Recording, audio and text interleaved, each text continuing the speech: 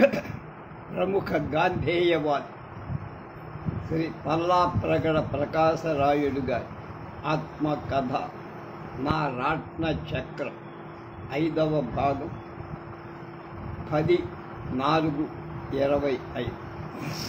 హితకారిణి వీరేశలింగం గారు ఆ పరిచయం అక్కడ పనిచేయటం దాని గురించి చెప్తుంది.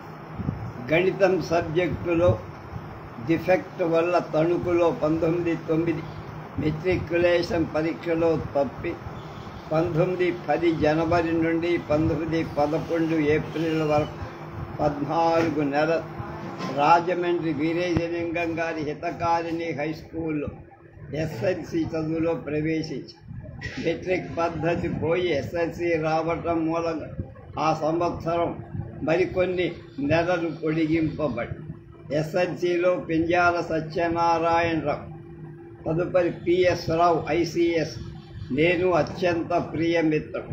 అతడు ఏనాడు రిటైర్ అయి అప్పటికి హైదరాబాద్ నివాసిగా ఉన్నాడు. దేశ విఖ్యాతి పొందిన సంస్కర్త వీరేశలింగంగా అనేక సాంఘిక ఇబ్బందులను, దూషణ తిరస్కారాలను ఎదుర్కొని నిర్భయంగా నిలచిన మేరు నగధీరుడు వీరేశలింగంగా. ఆయన ప్రధానంగా చేపట్టి నిర్వహించిన 4 సంస్థలు విక్టోరియా హిందూ వితంతు శరణాలయం 1, 2. ఆయన సంస్థలన్నిటిపై అజమాయిషీగా తనతో కలిసి వచ్చే పట్టణ పెద్దలతో ఏర్పడిన హితకారిణి సమాజం 3. 30 ఎకరాలకు మించిన ఫలవృక్షాల తోటలు, స్వంత భవనం, అందులోనే వితంతు శరణాలయం నిర్మించుకొని భార్యా సమేతుడై దశాబ్దాల వరుస అందులో నివసిస్తూ ఆయన చేసిన రకరకాల ఉత్తమ సాహిత్య రచన. 4. తాను స్వయంగా చాలా వరకు సొంత ఖర్చుతో చేసిన పురమందిరం, టౌన్ హాల్, ప్రార్థన సమాజ మందిరం. 5. అందరు జనులకు ఉపయోగపడే పెద్ద పుస్తక భాండాగారం అంటే లైబ్రరీ. ఇట్లా నవ్యాంధ్ర నిర్మాతగా ఆయన పేరు పొందారు. విద్యార్థి దశలో ఆయన స్కూల్లో నేను చదువుకున్నది ఒక్క ఎస్ఎల్సి మాత్రమే. అయినా నా వంటి మరికొందరు కొద్దిమందే కావాలి ఆయన కార్యక్రమాలతో, అభిప్రాయాలతో అతుక్కొని పోయాను. అంతకు పూర్వం నేను చదువుతున్న స్కూల్ ఆ చదువులన్నీ ఒక ఎత్తు, వీరేశలింగం గారి అనుభవాలు ఒక ఎత్తు. ఇక్కడ ఒక వంక స్కూలు పాఠాలు నేర్చుకుంటూనే మాలాంటి కొంతమంది మాకు చెప్పబడిన మోతాదులో మనసా కర్మణ ఆయన అనుచరులమై అనటంలో అత్యుక్తి ఏం లేదు. చదువు పేరిట అందుకే నేను రాజమహేంద్రంలో పడేయబడ్డా. తత్పర్యవసానంగా నీ దేవురు అని ఎవరైనా అడిగితే రాజమహేంద్రవరమే అని నా ఊరని చెప్పుకోవటం నాకు అలవాటు. ఒక వంక వీరేశలింగం గారి సంఘ సంస్కరణ ఉద్యమం, వేరొక వంక 1921లో గాంధీ జాతీయోద్యమం. అందులో నేను నా జీవన ముక్తి కోసం వహించిన చిన్న ముఖ్యంగా ఈ 2 అందుకు గల కాదు. వీరేశలింగం గారి ప్రార్థన సమాజ సమావేశాలు నా స్కూలు చదువు కంటే ఎక్కువ విలువైందిగా ఉండేవనిపించింది నాకు. అయిపోయింది అక్కడ. 10 ఇప్పుడు 9వ అధ్యాయం చెప్పుకున్నాం. 10వది కాకినాడ. రాజమండ్రి ఎస్ఎల్సి తరువాత సాధారణంగా అందరిలాగా పై చదువు ఇంటర్మీడియట్కు పోవాలనే ఆలోచన నాలో కలిగి ఇక నన్ను పైకి చదివించాలనే ఉద్దేశం మా ఏకైక పోషకుడు మేనమామకు ఉందో లేదో నాకు తెలియదు.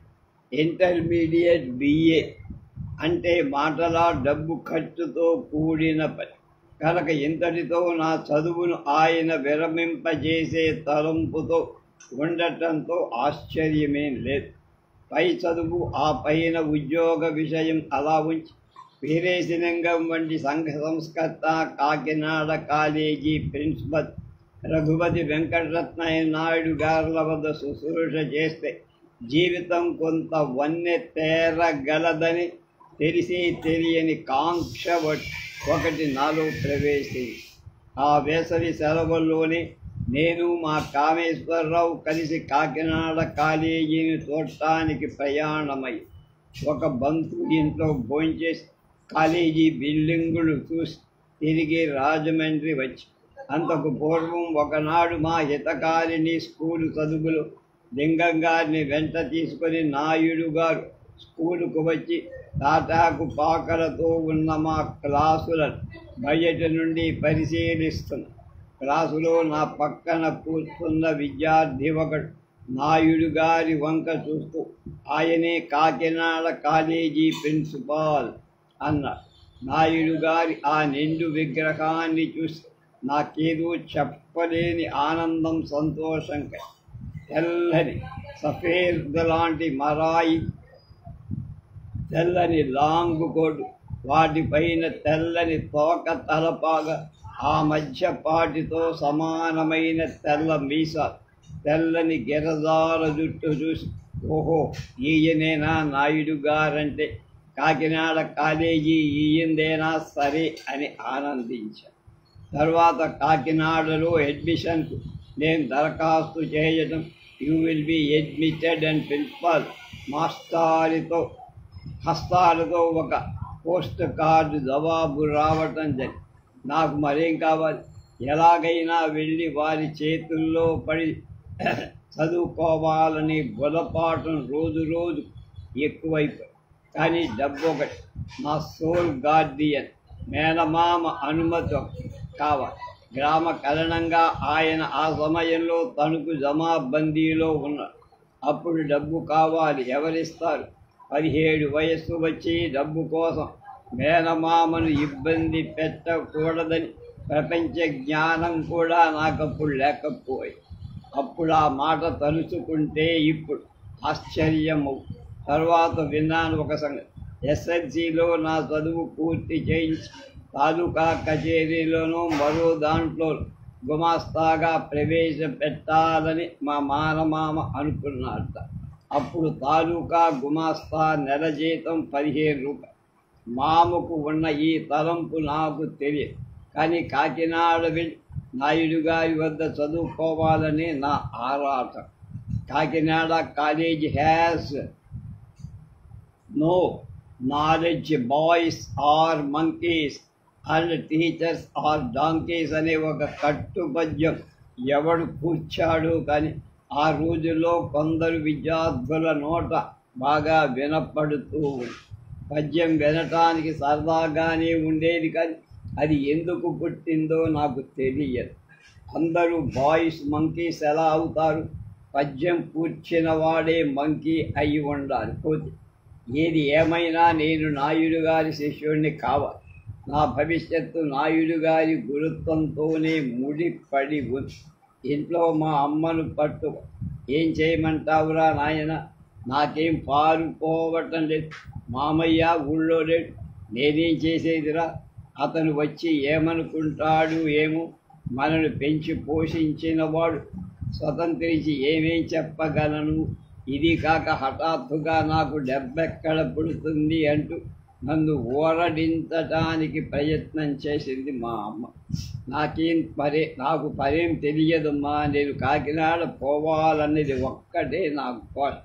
ఇక నా పోరు పడలేక దొడ్డి గోడ అవతలున్న కోమటి పాపమ్మను పలకరి ఆమెతో ఈ మాట చెప్పి, మా అబ్బాయి పోతానంటే పోయి ఆపం, శేషయ్య వచ్చిన తర్వాత చెబుదాంలే, ఇప్పుడు డబ్బెంత కావాలో చెప్పమంది. ఇప్పుడు 15 చాలు అంది.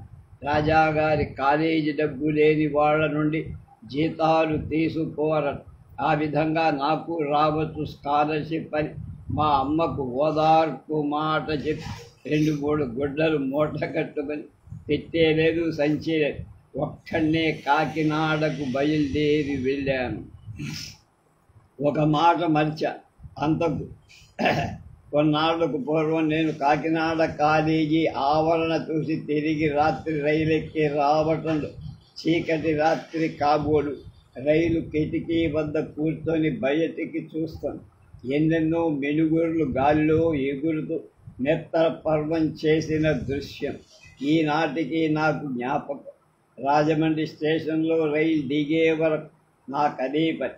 అప్పటి రైలు ఛార్జీలు చాలా తక్కువ కనుక నా వద్ద ఉన్న 15 రూపాయలు, 1 రూపాయో మరికొంచెము, కానీ ఎంతో ఖర్చు కాలేదు. వెళ్ళగానే కాలేజీలో ప్రవేశం దొరికింది. ఈలోగా మేనమామ జమాబందీ ముగించుకొని వచ్చి ఇంటికి వచ్చాడు. మామ కంటే మా అమ్మ వయస్సులో పెద్దదైన ఆయన మగవాడు, కుటుంబ పోషకుడు కనుక ఆమె స్త్రీ కనుక ఆయన మాటకు చేతకు సహజంగా లోబడి ఉంటుంది కనుక ఆ కాలపు సంఘ మర్యాద. ఏమోరా నాయనా అన్నద. తమ్ముడితో నీతో ఏమైనా చెప్తారో తెలియటం లేదు. కాకినాడ చదువుకు పోయి తీరాలంటాడు. అక్కడ నేర్చుకుంటామని చేర్చుకుంటామని వీడికి ఉత్తరం కూడా వచ్చింది. చదువుకు ముందు డబ్బు కావాలి కదా, ఆ డబ్బు మన దగ్గర ఏది? వద్దురా బాబు, మామయ్యను రానియ్యి అన్న. అనేక విధాలు చెప్పి చూశాను నాయనా, వినలేదు. ముందు కాలంలో నువ్వు వీడిని ఏం చేయాలనుకున్నావు? ఏం తొందర పెడతాడు. సీమ కుర్తి పాపమ్మ దగ్గర 15 రూపాయలు బదులు చేసి ఇచ్చారు. 15 చాలన్నాడు అంటూ ఒక విధమైన జంకుతో అమ్మ చెప్పింది మామయ్యతో తమ్ముడు. అక్కగారితో ఆయన ఒకటే ఒక్క మాట. ఆ తర్వాత నాకు తెలిసింది, పోనీ మంచి పని చేసావు. వాడికి చదువుకోవాలనే కాంక్ష ఉంటే చదివే చెప్పించకపోతామా అన్నారు. ఆ మాటతో మా అమ్మకు కొండంత ధైర్యం వచ్చి ఆయన్ను గూర్చి నేను పైన చెప్పుకున్న మాటే మరొకసారి మరెన్నిసార్లు చెప్పుకున్నా నా రుణం నా 60వ ఏడు మా తండ్రి చనిపోగా నన్ను అమ్మను 2 చెల్లెళ్ళ పువ్వుల్లో పెట్టి తండ్రి కంటే ఎక్కువగా పెంచిన తండ్రి మా మేనమామ శేషయ్యగా. సరే, నేను వెళ్ళి కాకినాడలో తెల్ల సరాయి, తెల్లని లాంగ్ కోటు, తెల్లని తోక తలపాగా, తెల్లని కత్తిరింపు మీసం, తెల్లని గిరజాల జుట్టుతో ఉన్న ఆ పాదుషా ప్రిన్సిపాల్ శిష్యునయ్య. ఎస్ఎల్సి పబ్లిక్ పరీక్షలో నాకు లెక్కల సబ్జెక్టులో మార్కులు బాగా తక్కువగా వచ్చిన నా అదృష్టం వల్ల నేను బూరెల గంపలో పడ్డాను. అప్పటికింకా ప్రతి సబ్జెక్టులో ఇంతింత శాతం మార్కులు వచ్చి తీరాలని నిబంధన లేదు. అదే నా అదృష్టం. వేమూరి రామకృష్ణారావు గారు ఇంటర్ చదువుకు అధ్యాపకుడుగా, నాయుడు గారి తరువాత పెద్ద బందర్ క్రైస్తవ మిషన్ స్కూల్లో నాయుడు గారి శిష్యుడే రామకృష్ణారావు. క్షుణ్ణంగా ఇంగ్లీష్ పాఠం దూరిపోయటంలో బహు ప్రవీణుడాయి. కొన్నేళ్ళ తర్వాత నాయుడు గారు రిటైర్ అయిన తర్వాత రామకృష్ణారావు గారు కాలేజీ అధ్యక్ష పీఠాన్ని అలంకరించారు. ఆయన చదువుకున్నది సముద్రమంత. ఆయన ఆజన్మ బ్రహ్మచ చేసుకున్న కార్య చిన్నతనంలోనే కాలధర్మం పొందటం వల్ల ఆయన నడిపి యావజ్జీవ బ్రహ్మచర్య. అధ్యాపకుడుగా కాలేజీ నిర్వహణలో ఆయన పాటించిన క్రమశిక్షణ, పాలనా విధానం అనన్యం. విద్యార్థులకిచ్చే పరీక్ష మార్కులు, ప్రమోషన్లు మొదలైన విషయాలు ఎలాంటి పక్షమాతం, మొగమాటం అనరాదు, వినరా. ఎవరి సిఫార్సులు ఖాతరు చేయని ఆయన కట్టుదిట్టం వల్ల ఆయన ప్రిన్సిపల్ గిరి ఎస్టేట్ పెద్దలకి కంటకమైపోయి ఆయన పద్ధతులు అడ్డం తగిలే దుష్ట వేడి భరించలే తనంతట తానే ప్రిన్సిపాల్ పదవిని వదులుకొని వెళ్ళిపోయి శ్రీ బుర్రా శేషగిరిరావు గారితో ఒకనాడు మాట్లాడుతూ, who will tolerate being treated verse than A broom stick, అంటే చీపురు కట్ట కంటే తేలిగ్గా చూస్తున్నారు. నేను ఎలా తట్టుకుంటానని వేమూరి రామకృష్ణారావు గారు బాధపడి ఎవరితో చెప్పుకున్నారు. ఈ సందర్భంలో నన్ను ఒక బాధ పట్టుకొని ఇప్పటికీ వదలకుండానే ఏమిటది, అలాంటి నిజాయితీ పరుడు ఆ విధంగా ఉద్యోగాన్ని వదులుకొని పోతున్నప్పుడు ఆయన స్థానిక ప్రిన్సిపాల్ పదవి పెద్దాడ రామస్వామి గారు ఎలా ఒప్పుకున్నారు?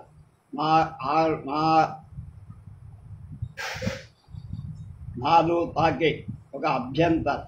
రామకృష్ణారావు గారి శిష్యమాత్రుడైన రామస్వామి బందరులో మొదటిసారి ప్రియ గురువై ఉండిన నాయుడు గారు ఎస్టేట్ వారి అన్యాయ చర్య మీద ఎందుకు సహాయ నిరాకరణ చెయ్యరు? రామకృష్ణారావు గారు ఆత్మగౌరవం కోసం చేసిన రాజీనామా ఆ కాలేజీ మొత్తం చరిత్రలోనే ఒక ఎర్ర మార్క్, అంటే రెడ్ మార్కర్ అంతా చేసి ఆయన స్థానం ఆక్రమించిన రామస్వామి గారి గతి అంతే అయింది. ఏవో కారణాలు చొప్పున ఆయన్ను వెళ్ళగొట్టాడు ఎస్టేట్ దొర. రామకృష్ణారావు గారి వంటి పండితుని సద్గురువులు కేవలం అధికారం జులుంతో అవమానించడం వంటి అక్రమాన్ని మనం ఎక్కడా కని ఉండలేదు, విని ఉండ. అలా ఉద్యోగాన్ని గడ్డి పరకగా విసిరేసిన దేశరాజు పెదబాపయ్య తర్వాత రామకృష్ణరావు గారు ఒక్కరే కనపడ్డ. ఆయన క్రమశిక్షణ విద్యా విషయంలో కాలేజీ ఆవరణలో మాత్రమే కాదు, తదితర సమయాలు అందరి తన విద్యార్థుల పట్ల కూడా ఆయన చూపిన ప్రేమ మర్యాదలు చెప్పుకోవలసిన. వెంకటచలం నేను ఇంటర్ పరీక్షకు మద్రాసు సెంటర్కు వెళ్ళిన అప్పుడప్పుడు కండ జబ్బుతో ఉన్న గురువర్యుడు రామకృష్ణారావు గారిని దర్శించటానికి వెళ్ళా. ఆయన దృష్టి బాగా లేక మా పేర్లు చెప్పుకొని చేతులు చాచి మా ఇద్దరిని దగ్గర చేర్చుకొని, వచ్చారా నాయన, నా మీద మీకు ఇంత ప్రేమ, ఇప్పుడు వచ్చారు, పరీక్షకు మీ సీట్లు ఏ కాలేజీలో వేశారు, చాలా సంతోషం రా బాబు అంటూ మమ్మెంతగానో ఆదరించారు. సమయానికి జ్ఞాపకం రానివి ఇలాంటివి ఉంటాయి. ఆయన కాలేజీ అధ్యక్షత విరమించిన తరువాత, అంటే ప్రిన్సిపాల్ అన్న లేదనకుండా ఎక్కడికి పిలిస్తే అక్కడికి వెళ్ళి కుటుంబంతో ప్రార్థనలు, ధార్మిక బహిరంగ ఉపన్యాసాలు చేసేవారు. ఆయన బాల్యం నాటి కథ ఒకటి నాతో చెప్పారు ఒకసారి. బందరు క్రైస్తవ విద్యాలయ శాఖలో ఏసీ కాదు ఆయన విద్యార్థి వెంకటరత్న నాయుడు గారు అక్కడ అధ్యాపకుడు, అంటే లెక్చరర్. నాయుడు గారి దస్తూరి బాగుంటుందని చెప్పి చాలామంది విద్యార్థులు క్లాసు కొత్త పుస్తకాల మీద తమ పేర్లు ఆయన చేతనే రాయించుకునేవారు. అట్లా తన పేరు రాయమని చెప్పి ఒక పుస్తకాన్ని గురువు గారి ముందుంచాట శిష్యుడు. సరైతే నీ పేరు కదా వ్రాయాలి అని పుస్తకం తీసుకొని దాన్ని అడ్డంగా మొదటి తెల్ల పేజీ మీద పొట్టివాడు అని 4 పెద్ద అక్షరాలతో పేజీ అంతా నింపి శిష్యుడి చేత పెట్టారట నాయుడుగా. అది చూసుకొని ఇదేమిటండి నా పేరు అని శిష్యుడు కుయ్యో మొర్రు అంటే, వరాపు ఇదే అంటే నీ పేరు అన్నాడట గురు భక్తి కొద్దీ సరదాగా సంతోషం అందరికీ దాన్ని చూపిస్తున్నాడు ఆ పొట్టి శిష్యుడు. రామకృష్ణారావు అంత పొట్టి మనిషి కాడి మరెందుకు వచ్చిందో అలా వ్రాయటం. అట్టిది మరొకరి చిన్న హాస్య కథ ఆయనే నాకు చెప్పి, ఆయన మేనల్లుడొకడు కోట సుబ్బారావు అని జ్ఞాపకం. అప్పుడప్పుడు మేనమామను చూసి పోవటానికి కాకినాడ వస్తూ ఉండేవాడు. ఆయనే కొంతకాలం కృష్ణాపత్రిక సంపాదకత్వం కూడా వహించారని అంటారు. ఈ విషయాన్ని గుర్తిగానే రామకృష్ణారావు గారు కొంచెం ఎక్కువ మాటగా అది కనిపెట్టి ఆయన వేళాకోళం పట్టిస్తూ ఉండేవాడు. నేను ఒకనాడు తాళం చెవులు అమ్ముకునేవాడు వీధిని పోతుండేగా వాణ్ణి లోపలికి పిలుచుకొని వచ్చాడు సుబ్బ. అతడు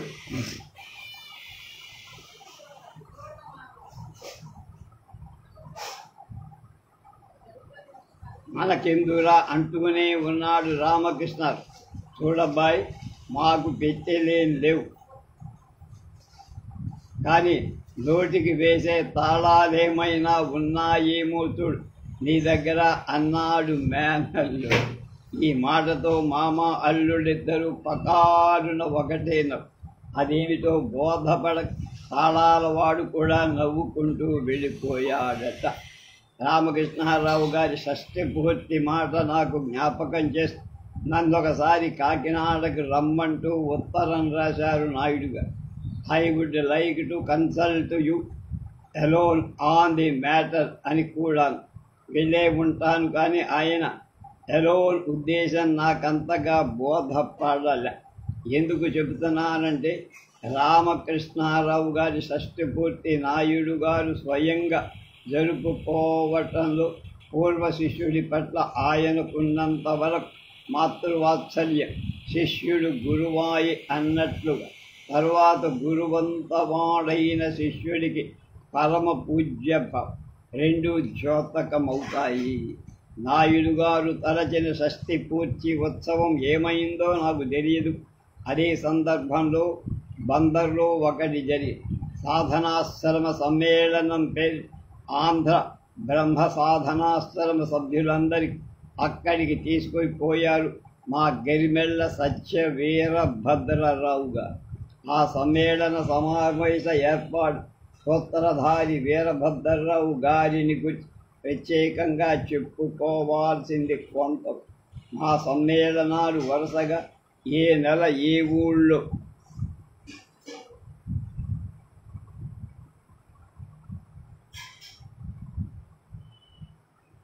జరగాలో ఆయనే ముందుగా నిర్ణయించి సాధనాశ్రమ సభ్యులను అక్కడికి నడుపుకొని వెళ్ళేవాడు.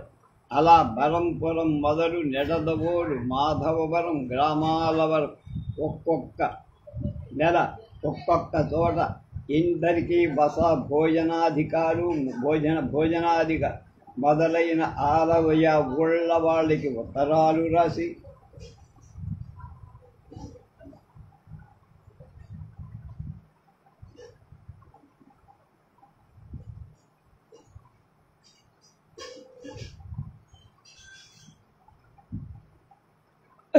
ఏర్పాటు చేసేవారు. కొంతకాలం అలా కాక ఏడాది పొడుగున 12 నెలలు ఒకే ఊళ్ళో ఒక్కొక్క ఆశ్రమ సభ్యుడి సమ్మేళనాలు ఏర్పాటయ్యేవి. మంత్రి స్థాపన సమ్మేళనం ఆఫీసర్ అని నేను ఆయనకు పేరు పెట్టాను. ఒక ఏడాదంతా నా అదృష్టం కొద్దీ నెడదవోల్లో మా ఇంట్లోనే సమ్మేళనాలు జరిగాయి.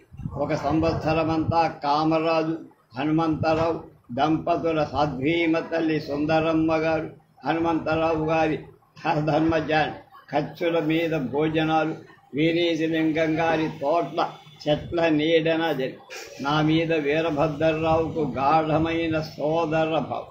మీరు మిత్రులా సోదరులా అని ఎవరైనా నన్ను అడిగితే రెండూ కాదు, భార్యాభర్తలం అనేవాడు ఆయన. సాధన సమ్మేళనం రోజులు పూర్తిగా జరిగాయి. సాధారణంగా శని ఆదివారాలు శుక్రవారం సాయంకాలానికే వచ్చేవాళ్ళు అందరూ ఆ ఊరు చేరి సోమవారం ఉదయానికి అందరూ లేచిపోవాలి. సమ్మేళనం అంటే రాత్రి దీక్ష, అంటే త్రిరాత్రి దీక్ష, 3 రాత్రులు అందరూ లేచి వెళ్ళిపోవాలి అనేవాడే. భోజనానికి ఏ పదార్థాలు వండాలో ఆయనే ముందే చెప్పి వండించారు. వీరభద్రరావు నోటి దురుసుతనం, మాట తొందరపాటు ఒకటి తప్ప ఆయన చాలా కరుణాంతరంగా కార్యదక్ష. సాధనాశ్రమాన్ని అనేక విధాల ఆయన చేసిన సేవ మరపురాని. ఒక నెల సమ్మేళనం సాగి జగన్నాథరావు గారి ఇంట బరంపురంలో జరిగింది. ఆ 2 రోజులే కాక మరొక రోజు కూడా అక్కడనే మేమిద్దరం ఉన్నాం. ఉందమన్నాడు ఆయన. ఎందుకంటే ధర్మజ్యోతి పత్రిక కోసం తీరా ఇంత దూరం వచ్చాం, పత్రికకు చందాదారులు చేరుద్దామని ఇద్దరం కలిసి ఎక్కే గుమ్మం దిగే గుమ్మం ఆ గృహస్థులు మాకు పరిచయస్తుల ఒక్కరు మరి ఎందుకు ఇట్లా తిరగడమని నేనంటే ఆయన నోట తరచూ వినబడే పద్యం భాగవత పద్యం. లేదని ఎవ్వరి నడుగ రాదని చింతింపను పరులు రప్పించెనతో వలదని ఎద్దియుమాన భేదము మోదము లేక క్రీడింతు మదిన్ బాగు మళ్ళీ లేదని ఎవ్వరి నడగన్ రాదని చింతింప పరులు రప్పించినచో వలదని ఎద్దియు మానన్ భేదము మోదము లేక క్రీడింతు మది. ఎక్కడికక్కడ నాకు అప్పచెబుతూ రవయ్యా వెళదాం నిరుత్సాహపడకుమంటూ చెయ్యి పట్టి లాగి నడిపించేవారు. ఆయన పద్యానికి కొరవలవిగా గీతాంజలి ఆదిపూడి సోమనాథరావు గారి అనువాదంలోని 2 పాదాలు. పరిచయము లేని వాని సోదరు చేసి దూరమును దగ్గర చేయు దొరముని అన్నట్టుగా నాకు జ్ఞాపకం వచ్చి, అవునయ్యా మీరన్న మాట సరే, పరిచయాలతో మనకేం పనయ్యా, మన పత్రిక పేరు ధర్మజ్యోతి, అదే మనకు చాలు. ఎట్లా వసూలు 20 మంది పత్రికకు చందాదారులను చేర్పించాము. ఎందుకు చెబుతున్నానంటే వీరభద్రరావు గారి కార్యోత్సాహం సహకార బుద్ధి ఎలాంటిదో చెయ్య ప్రిన్సిపాల్ రామకృష్ణారావు గారి షష్ఠి పూర్తి మాట చెబుతూ వీరభద్రరావు గారి జీవిత ఉపాఖ్యానంలో పడ్డ నా జ్ఞాపకాల కథకు అది అవసరమే. తన షష్ఠి పూర్తికి పూర్వపు రాత్రంతా రామకృష్ణారావు గారు బందర్ బ్రాహ్మణ సమాజ మందిరంలోని బ్రహ్మ సమాజం మందిరంలోనే ఉన్నారు. 2 రోజులు ఆశ్రమ సమ్మేళనం అక్కడ జరిగి రాత్రి ఎక్కడనో నిద్రపోయి తెల్లారగట్ల అందరం కలిసి ఆయన దగ్గరకు వెళ్ళి మేము వచ్చినట్లు కూడా ఆయనకు తెలియకుండా ఆయన వెనక చేరి కూర్చు ఆయన కళ్ళు మూసుకొని కుమిలి ఏడుస్తుంది. 60 ఏండ్లు జీవితంలో లోటుపాట్లను మనసుకు తెచ్చుకుంటే కలిగిన అనుతాపం రామకృష్ణారావు గారి వంటి జ్ఞాన కర్మ తపోనిష్ఠులకి అంత దుఃఖభారం పైన పడి నా వంటి సామాన్య జీవుల గతి ఏం కావాల్సి ఉంటుంది అని కొంతసేపు అయిన తరువాత పక్కన నిశ్శబ్దంగా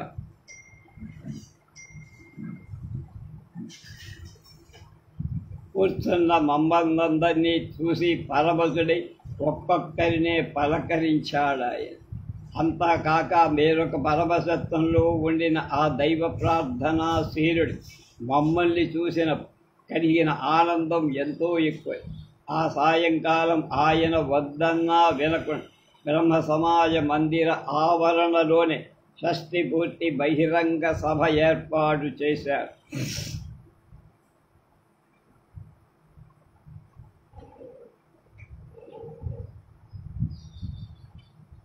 ఆయన బావగారు ప్రొఫెసర్ కాజా శివరామకృష్ణారావు గారిని సభాధ్యక్షులుగా కూర్చోబెట్టారు. మర్చాను రామకృష్ణారావు గారు అసలు బందరు మనిషే. జాతీయోద్యమాలన్నిటిలో బందరు పొందిన ప్రసిద్ధి అందరికీ తెలిసిందే అంటున్నారు.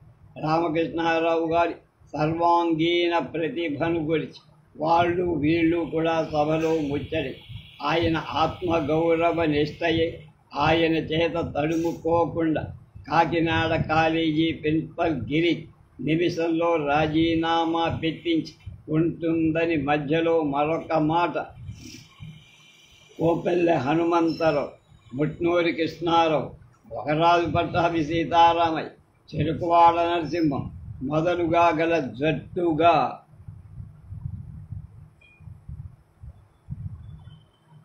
నిలిచి బిపిన్ చంద్ర పాలుడు బందరుకు ఆహ్వానించి అప్పటికప్పుడు జాతీయ కళాశాలను అక్కడ స్థాపించిన పవిత్రోన్నత స్థానమది. షష్ఠి పూర్తి సభలో ముట్నూరి కృష్ణారావు గారు కూడా మాట్లాడాలని కొందరు కోరి అందరూ ఎరిగిన మనిషిని గురించి నేను ప్రత్యేకించి చెప్పాల్సిందేముందని ఆయన కూర్చున్నవాడు కూర్చున్నట్లే ఉండిపోయారు. కానీ మాట్లాడక తప్పదని సదస్సులు సదస్సులు ఆయన్ని లేవదీసి దానితో ఆ కోర తలపాగా మహనీయుడు కృష్ణా పత్రికాధిపతి వేదిక వద్ద లేచి నిలబడి ఆయన నిలబడంతో తనకు ఒక కొత్త ప్రాణం వచ్చినట్టని మంచి మాటలు చెప్పారు, విన్నారు సరే. కానీ ఇక్కడ చాలామందికి తెలియని మాట ఒకటి ఉంది, నేను చెప్పాలి. He is first and last a grammarian. అంటే అలాంటి వ్యాకరణవేత్త ఇంకెవడూ లేడు రామకృష్ణారావు.